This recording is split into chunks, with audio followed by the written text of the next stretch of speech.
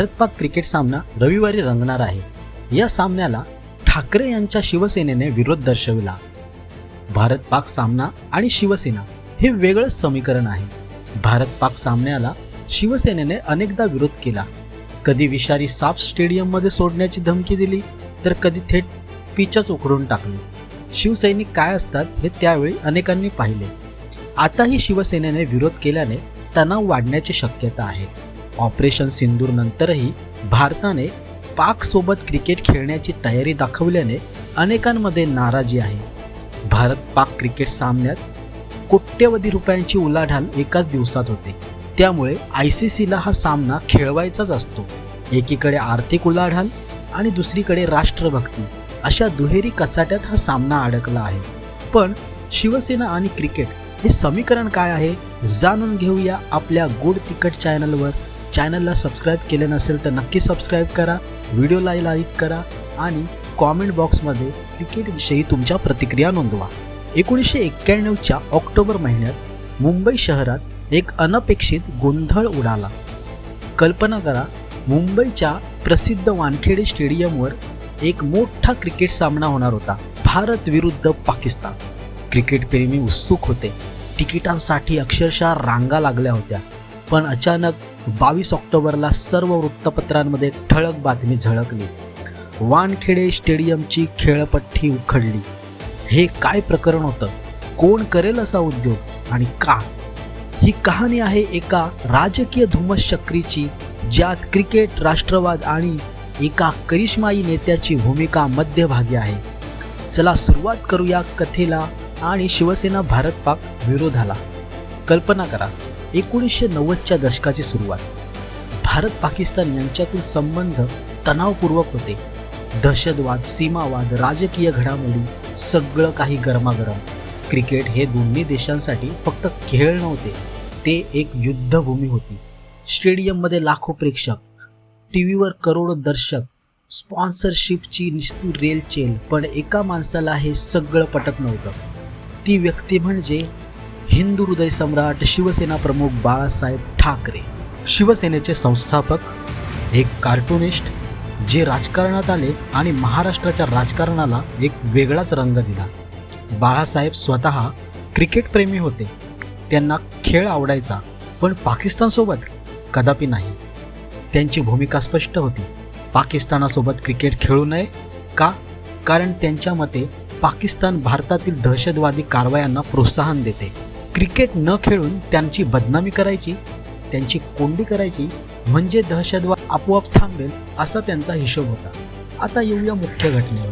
1991 एक मोठा टुर्नामेंट होणार होता, हिरो कप. त्यात 28 ऑक्टोबरला मुंबईच्या वानखेडे स्टेडियमवर भारत-पाकिस्तान सामना निश्चित झाला होता. शिवसेनेने लगेच विरोध जाहीर केला. 18 ऑक्टोबरला शिवसेनेचा दसरा मेळावा झाला. हजारो शिवसैनिक एकत्र आले. बाळासाहेब ठाकरे स्टेजवर उभे होते.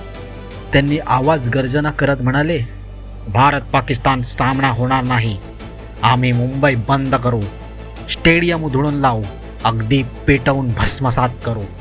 ही धमकी नव्हती, हा इशारा होता. त्यावेळी महाराष्ट्रात काँग्रेसचे सरकार होते. मुख्यमंत्री सुधाकर नाईक. त्यांनी ठाम भूमिका घेतली.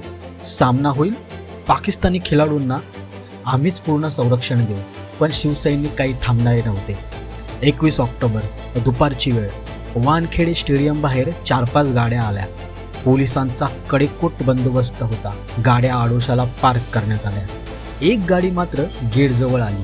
आतल्या माणसांनी सांगितलं, आम्हाला वास्तुविशारद प्रभूंच्या ऑफिसमध्ये जायचं आहे. पोलिसांनी गाडी आत सोडली. स्टेडियममध्ये रंगरंगोटीची दुरुस्तीची कामे सुरू होती. या 7 जणांनी गाडीतून कुदळ्या आणि इंधनाचे कॅन बाहेर काढले. धावतच ते खेळपट्टीवर गेले. दोघांनी कुदळीने खोदायला सुरुवात केली. कुदळीचे दांडे तुटले तरी ते थांबले नाहीत. बाकीच्यांनी इंजन ऑइल आत ओतलं. खड्ड्यात इंधन ऑइल इतकं मुरलं गेलं की ती खेळपट्टीच खराब झाली. हे सगळं इतक्या वेगवान झालं की पोलिसांना धावत येऊन त्यांना पकडण्यासाठी वेळ लागला. याचे मुख्य सूत्रधार होते शिवसेनेचे माजी आमदार शिशिर शिंदे. त्या रात्री बाळासाहेबांनी पत्रकार परिषद घेतली.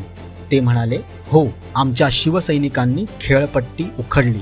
सरकार म्हणत होतं सामना होईल, पण खेळपट्टीची आता पूर्णतः वाट लागली होती. इंधन मातीत मुरलं होतं. दुरुस्ती अशक्य होती. शेवटी पाकिस्तानी संघाने दौरा रद्द केला. त्यांनी सांगितलं, आम्ही सुरक्षित नाही. ही घटना फक्त क्रिकेटची नव्हती, ती राजकीय होती. शिवसेनेने आपली ताकद दाखवली आणि क्रिकेट जगतात भारत पाकिस्तान संबंधावर प्रश्न उपस्थित झाले. आता कथेत थोडं पुढे येऊया. 1990 आणि 2000च्या दशकात क्रिकेटची मुसद्देगिरी सुरू झाली. भारत आणि पाकिस्तानचे नेते क्रिकेटला संबंध सुधारण्याचे साधन म्हणून पाहू लागले. माजी पंतप्रधान भाजपचे दिवंगत नेते अटल बिहारी वाजपेयी हे याचे मोठे समर्थक. 1998 मध्ये त्यांनी पाकिस्तानचे नवाज शरीफ यांची न्यूयॉर्कमध्ये भेट घेतली आणि ठरलं 1999 मध्ये 2 कसोटी सामन्यांची मालिका खेळायची. यजमान भारत होतं, पण महाराष्ट्रात भाजप शिवसेनेचं सरकार होतं. मुख्यमंत्री होते शिवसेनेचे मनोहर जोशी, तर उपमुख्यमंत्री होते भाजपचे गोपीनाथ मुंडे. मुंबईत एक कसोटी होणार होती, पण शिवसेनेने त्याला विरोध केला आणि सामना दिल्लीत हलवावा लागला. दिल्लीतही शिवसेना थांबली नाही. 1999च्या जानेवारीत फिरोजशाह कोटला स्टेडियम, रात्री 11 वाजले होते. शिवसैनिक आत शिरले.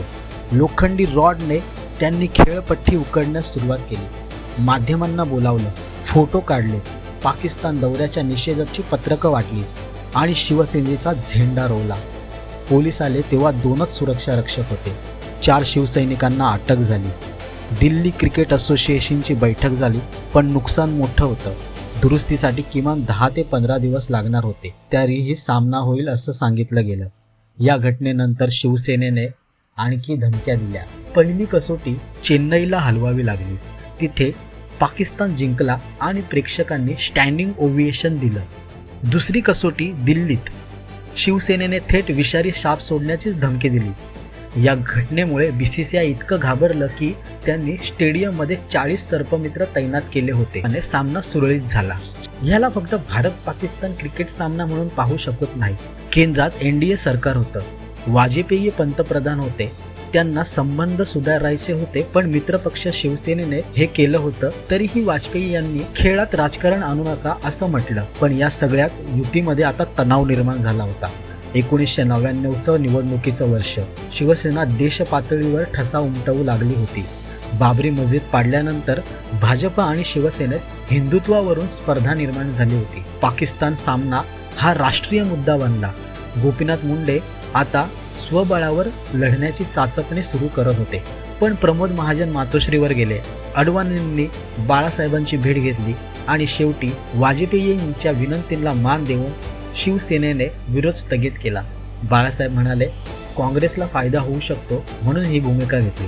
आता एक ट्विस्ट आलं. 2004 मध्ये मातोश्रीवर पाकिस्तानी क्रिकेटपटू जावेद मियादाद धडकला. त्याच्यासोबत होते दिलीप वेंगसरकर. बाळासाहेब म्हणाले, मियादाद क्रिकेटर म्हणून तुम्हाला खूप आवडतो, पण 1986चा शेवटचा षटकार मी कधीही विसरू शकत नाही. मियादाद म्हणाले, या भेटीने भारत आणि पाकिस्तानचे संबंध सुधारतील.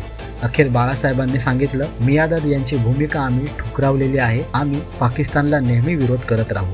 पुढे 2005चा पाकिस्तान दौरा. तेथेही शिवसैनिकांनी सामन्याला कडाडून विरोध केला. 2006ची चॅम्पियन ट्रॉफी असेल किंवा 2010 मध्ये शाहरुख खान या बॉलिवूड चित्रपटातील अभिनेता याने पाकिस्तानचे खेळाडू IPL मध्ये घ्या असं म्हटलं होतं. शिवसेनेने आंदोलन करत माय नेम इज खान या चित्रपटाचे शोज बंद पाडले. 2014 मध्ये प्रो कबड्डीत देखील पाकिस्तानी खेळाडूंना शिवसेनेने विरोध केला होता. त्यामुळे त्या कबड्डीमध्ये पाकिस्तानचे खेळाडू महाराष्ट्रात खेळलेच नाही.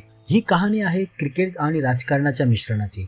बाळासाहेबांच्या भूमिकेने शिवसेना मजबूत झाली होती, पण क्रिकेट प्रेमींना काहीशी निराशा झाली. आजही भारत पाकिस्तान सामने तणावपूर्वक वातावरणात खेळले जातात. काश्मीर येथे दहशतवाद्यांच्या हल्ल्यात आपले अनेक जण शहीद झाले. आता भारताने ऑपरेशन सिंदूर नावाने दहशतवादाला चोख उत्तर दिल्याचा दावा केला असला तरीही भारत पाकिस्तान क्रिकेट सामन्याला विरोध होणं अपेक्षित होतं, पण तसं झालेलं नाहीये. भाजपने ऑपरेशन सिंदूर सुरू असल्याचा दावा भाजपने केला असला तरीही आता भारत पाक क्रिकेट सामना कसा काय खेळवला जाऊ शकतो असा प्रश्न सर्वसामान्यांना पडत आहे. तर दुसरीकडे क्रिकेट चाहते मात्र सामन्याच्या दृष्टीने पाहावे असे म्हणत आहेत. मित्रांनो, तुम्हाला भारत पाकिस्तान क्रिकेट खेळाविषयी काय वाटते? तुमचे मत नक्की कॉमेंट बॉक्समध्ये कळवा. ते शिवसेनेने केलेला विरोध तुम्हाला पटतो का? याबद्दल तुमची प्रतिक्रिया नक्की नोंदवा. चॅनलला सबस्क्राईब करायला विसरू नका.